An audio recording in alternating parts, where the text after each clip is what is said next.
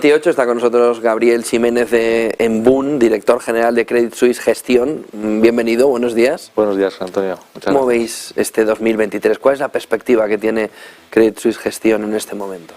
Bueno, pues desde Credit Suisse Gestión prevemos una economía global ralentizándose en los próximos trimestres. Es verdad que los datos de esas primeras semanas del año han sido algo mejor de lo esperado, sobre todo en Europa, gracias a ese invierno, digamos, más templado que ha provocado una caída importante de los precios del gas. Esos riesgos tan fuertes de recesión parece que se van moderando, pero la realidad es que con las subidas de tipos de interés tan fuertes que hemos tenido hasta ahora por parte de los bancos centrales y que probablemente sigamos teniendo en el futuro más próximo, eso va a provocar un frenazo más probablemente a partir del segundo trimestre en la economía global, tanto desde luego la americana y la europea. Ese entorno, la clave en todo esto va a ser la inflación, que sí que hemos visto cómo empezaba el año también moderándose. Lo lógico es que se continúe moderando a lo largo del año, pero sin llegar ni mucho menos a los objetivos de los bancos centrales, sobre todo por el lado de la inflación subyacente, que creemos que le va a costar bastante bajar, y por eso nosotros pensamos, igual que el mercado piensa, que las subidas de tipos van a continuar, ¿no? Probablemente un punto más en Europa, probablemente medio punto más al menos en Estados Unidos, y eso al final pues va a tener un impacto en los mercados, ¿no? Como ya lo tuvo el año pasado.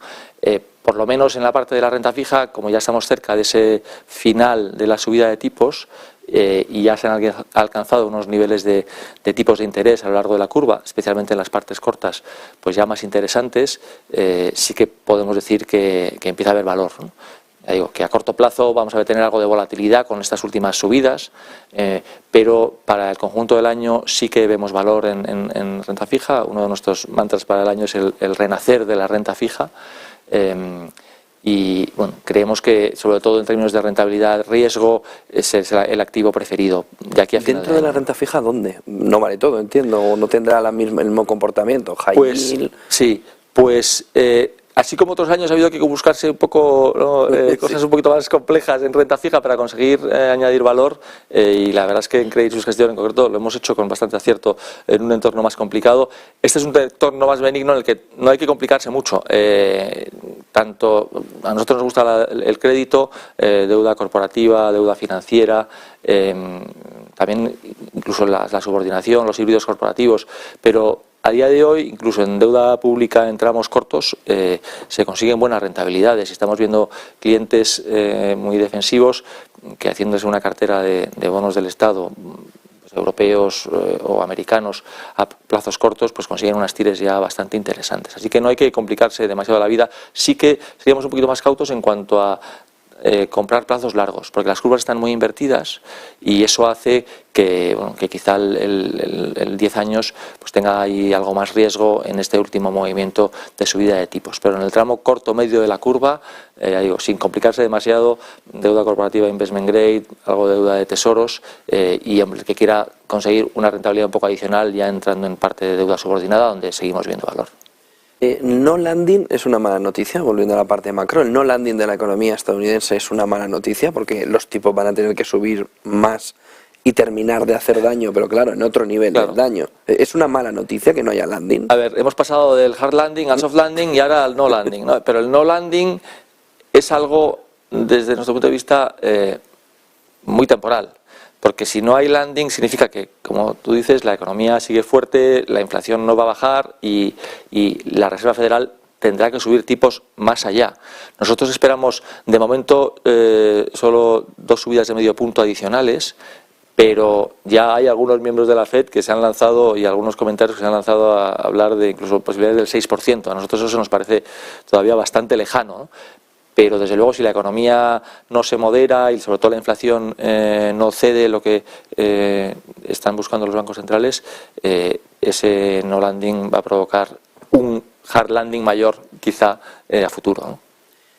¿Puede Europa, me comentabas al principio con ese movimiento que ha tenido de este invierno que le ha venido a ver la Virgen, no era normal tener un resurgir, una reaceleración después de que Alemania toque la recesión en este primer trimestre? El Bundesbank dijo ayer que ni por esas, que era un mal primer trimestre, peor que el cuarto del 2022 y que incluso en el primer semestre Alemania iba a estar muy deteriorada.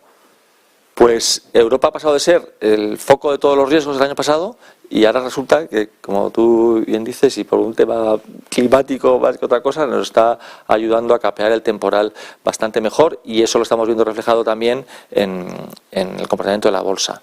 Pero a su vez, y volviendo a los bancos centrales, le están metiendo más presión a Lagarde y al BCE para seguir subiendo tipos, porque esa recesión que nosotros también, según los últimos datos, ya no tenemos como base central en la zona euro recesión para este año, sino más bien un crecimiento muy cercano a cero, en torno a 0,5, pero ya digo, eso por el lado del Banco Central va a hacer que no afloje. Y desde luego dos subidas más de 0,50 o una de 0,50 y dos de 0,25 están en camino según nuestras perspectivas, y le pondrá un poco de presión. Pero en relativo sí, ¿no? Yo creo que ese relativo de Europa frente a Estados Unidos tan bueno puede mantenerse. Sobre todo hay una composición sectorial en los índices europeos con mucho peso en bancos que le está favoreciendo y probablemente le siga favoreciendo en los próximos meses.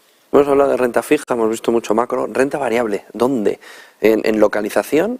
¿En qué sectores? ¿O hay que hacer mucha gestión activa ahora mismo y ver empresa? ¿Qué es el planteamiento que hacéis? Nuestra visión en renta variable en general para el año es de cautela, por los riesgos que decía antes, de esa subida de tipos, y la consiguiente ralentización de la demanda y ralentización de la economía que mencionaba al principio, va a tener un impacto sin duda alguna en los márgenes empresariales. Hemos visto los resultados del primer trimestre como ya han sido, sobre todo en Estados Unidos, más flojos, y probablemente veamos peores noticias a lo largo del año. El consenso de mercado todavía está esperando subida de beneficios a nivel global, y nosotros creemos que va a haber una cierta caída. Eso implica riesgo, y sobre todo desde estos niveles que ha alcanzado la renta variable en estos primeros meses. En cuanto a regiones, pues quizá vemos algo más de valor en emergentes, sobre todo por China. Esa reapertura de la economía, una vez se eliminaron las políticas de COVID-0, también de una forma un poco sorpresiva, ha ayudado a la economía china. Estamos viendo también cómo es el único banco central que no está subiendo tipos, sino más bien al contrario, está bajando ligeramente, está inyectando liquidez, y también hay un tema de flujos que creemos que el inversor se está volviendo a fijar en China después de esta reapertura económica. Así que emergentes estamos menos negativos que en mercados desarrollados, y en China en concreto algo más positivos, ¿no? ¿Gestión activa y sectores? Sí, gestión activa sin ninguna duda.